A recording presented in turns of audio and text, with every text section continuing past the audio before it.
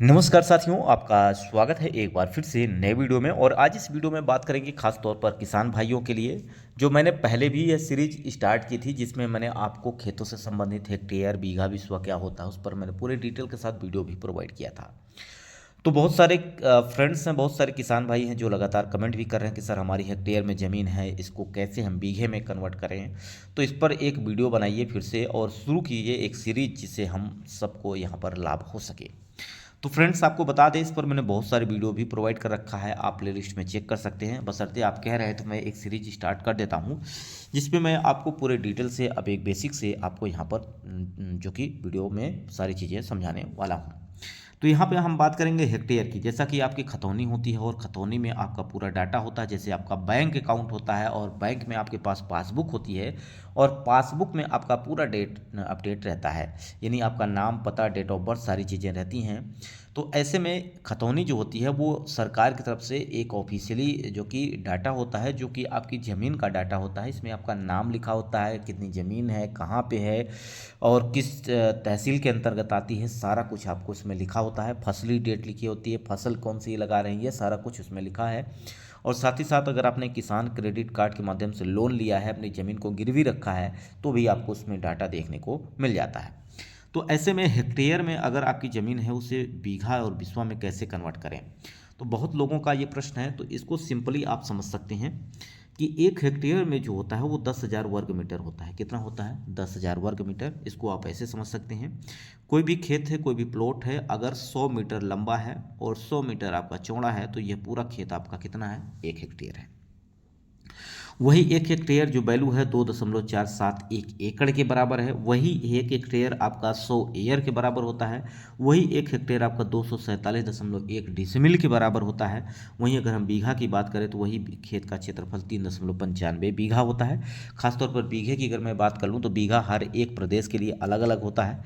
तो उत्तर प्रदेश में अगर आप यह देख रहे हैं तो ये 3.95 बीघे के बराबर होता है।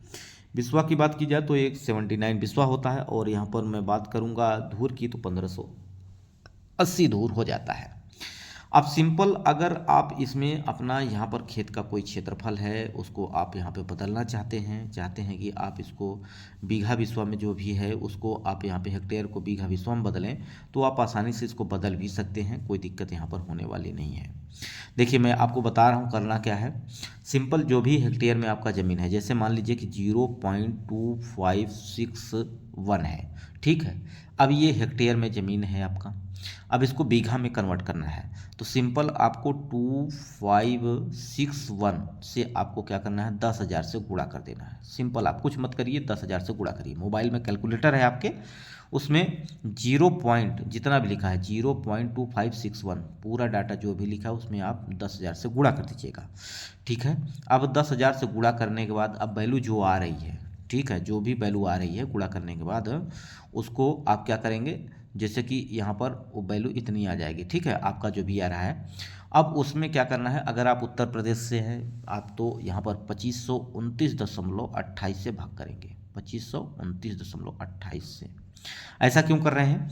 क्योंकि एक बीघे की जो वैल्यू होती है वो अलग अलग प्रदेश में अलग अलग होती है। तो आपको अपने लेखपाल या पटवारी से संपर्क करना है, उनसे ये पता करना है कि एक बीघे में कितना वर्ग मीटर होता है, ठीक है, एक बीघे में कितना वर्ग मीटर होता है। अब उस संख्या से आपको जो आपने 10,000 से गुणा किया था उसमें भाग कर देना है, बस, और कुछ नहीं करना है। सिंपल आपको भाग कर देना है, जो भी क्षेत्रफल आएगा वो बीघे में कन्वर्ट हो जाएगा, आपको कुछ भी नहीं करना है, ठीक है। तो आशा करते हैं आपको समझ में आ गया होगा क्या करना है। फिर से एक बार मैं आपको बता देता हूँ, जो भी हेक्टेयर में ज़मीन है, जैसे कि 0.2561 है, ठीक है, इतना हेक्टेयर में ज़मीन है, इसमें 10,000 से गुणा कर दीजिएगा। 10,000 से गुणा करेंगे कैलकुलेटर में तो आपका ये आ जाएगा 2561, ठीक है। अब इसमें क्या करना है, एक बीघे में जितना वर्ग मीटर होता है जो आपके लेखपाल या पटवारी बोले हैं तो उससे आपको भाग कर देना है, ठीक है।